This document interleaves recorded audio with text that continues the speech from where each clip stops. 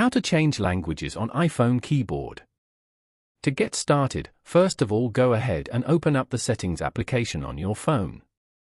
Once you're here, go to General as shown.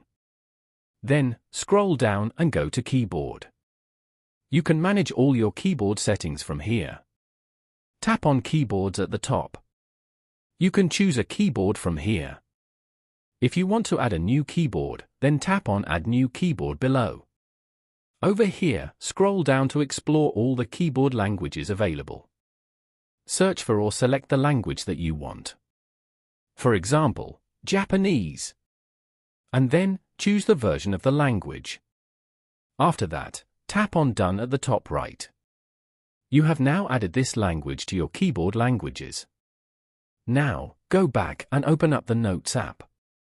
Go to the bottom right corner and tap on the new note icon. Open the keyboard and tap on the icon at the bottom left corner. Select the Japanese keyboard from here. You are now using the Japanese keyboard.